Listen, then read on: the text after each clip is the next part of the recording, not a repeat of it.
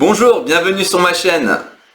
Aujourd'hui, on va aborder le sujet de l'hypersensibilité. En effet, étant moi-même un hypersensible, je vais vous partager ma perception de celle-ci et je me baserai aussi sur le travail de Christelle Petit-Colin, notamment ce livre « Je pense trop, comment canaliser ce mental envahissant ». Tout d'abord, par hypersensible, il va falloir comprendre comment fonctionne déjà le cerveau d'un hypersensible. Le cerveau d'un hypersensible ne fonctionne pas de la même façon que la majorité des cerveaux. On estime que les hypersensibles, selon l'auteur, seraient entre 15 et 30% de la population, et le reste, donc ce qu'on va appeler les neurotypiques, vont fonctionner avec un cerveau à dominance hémisphère gauche, donc hypersensible hémisphère droit et neurotypique hémisphère gauche. On va parler alors de neurotypique et de neuroatypique pour l'autre côté. Il y a plein de mots qui désignent les hypersensibles actuellement. On va parler d'hyper-efficient, c'est le terme utilisé par Christelle Petit-Colin. On peut parler de HPI, au potentiel intellectuel, HPE, au potentiel émotionnel. On va même parler d'autisme, voilà, pour certaines personnes. On va les désigner aussi si on rentre chez les cerveaux gauches parce qu'ils aiment bien mettre des étiquettes.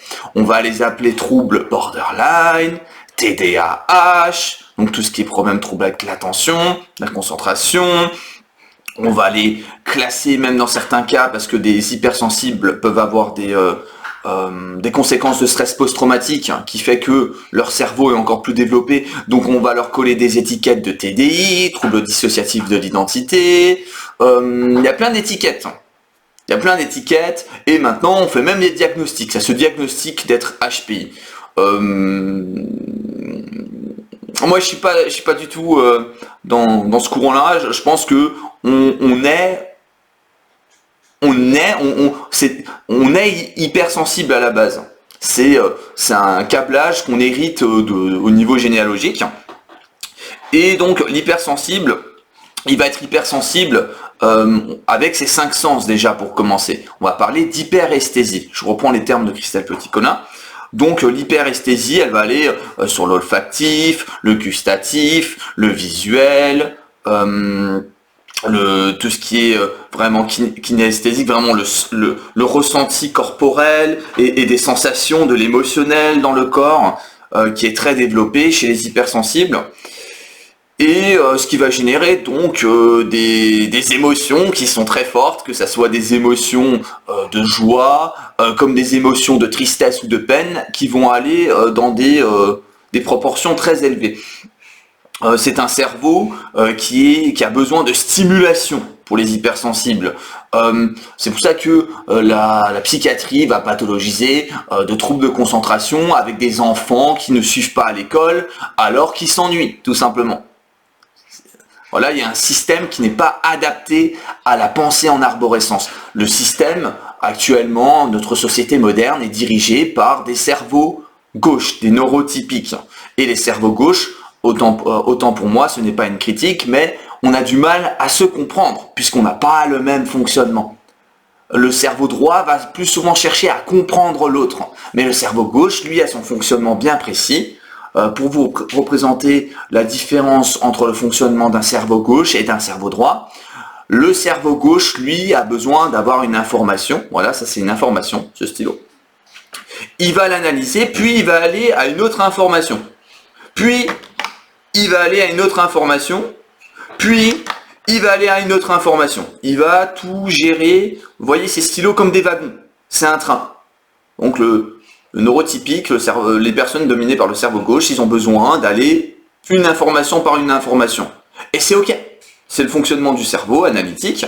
Okay, il a besoin de tout comprendre, tout analyser avant de dire ouais c'est ça. L'hyper-efficient, la personne qui est hypersensible, elle, va avoir un cerveau qui est branché en arborescence. C'est comme un ordinateur. Dans un ordinateur, quand vous allez dans les menus, vous avez accès à tous les menus en un coup. Et où que vous cliquez, vous pouvez accéder à tous les fichiers, à tous les dossiers. Et pourtant, vous n'avez pas eu besoin d'analyser chaque fichier pour arriver à un autre fichier. Bah c'est pareil avec le cerveau de l'hyper-efficient. Pour vous représenter la même chose, le cerveau de l'hyper-efficient, c'est comme si maintenant là, les pensées d'un hyper-efficient, ça arrive en un coup. Beaucoup de pensées, donc au lieu d'avoir une pensée comme avant, il va y avoir plein de stylos qui arrivent en un coup. Mais ça s'arrête pas là. Il va y avoir, en même temps qu'une pensée arrive, il va y avoir 15 pensées qui arrivent, et après 15 pensées qui vont encore arriver après les 15 pensées, et 15 pensées après les 15 pensées. Et tout d'un coup, vous avez une arborescence de pensées qui s'expanse. L'hyper-efficient, c'est déjà où il va, mais il ne sait pas comment il va y aller. Il a déjà une vision globale.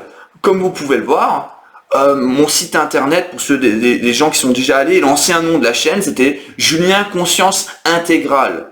Un hyper-efficient va voir les choses de manière globale, intégrale, de manière holistique. Holo signifie le tout. C'est les hyper-efficients qui créent les inventions, qui révolutionnent tout. Ce sont les hyper-efficients qui sont des autodidactes, comme Einstein, voilà, qui était dyslexique, a priori.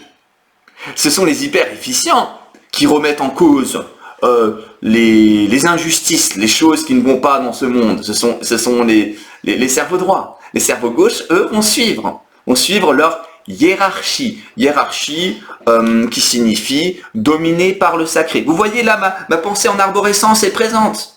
Je suis en train de parler d'un mot, je fais sur un autre mot et je continue mon arborescence. Mais je sais où je vais. Je ne suis pas perdu.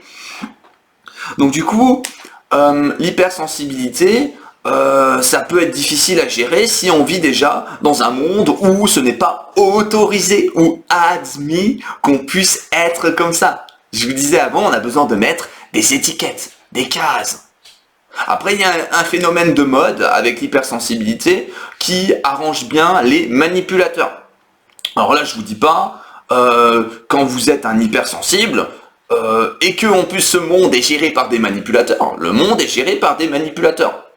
Ce sont des gens sans foi ni loi, on va parler des politiques, là je dis vraiment mon avis, ma perception, on vit dans un monde d'hypocrisie, de mauvaise foi, la loi du plus fort, c'est le grand poisson qui mange le petit poisson. L'hyper-efficient, lui, ne se trouve pas dans ce système. Il voit ce monde comme, comment dire, quelque chose de grand, on est tous interdépendants, interconnectés. Tout est énergie. Le tout est énergie, tout est connecté, l'hyper-efficient, il va comprendre ce concept-là. Qu'on est tous interdépendants. Qu'on a besoin d'avoir une nature qui prospère pour pouvoir continuer à avoir des... Comment dire, de pouvoir... oui, avoir des besoins qui sont comblés, des ressources. C'est des ressources.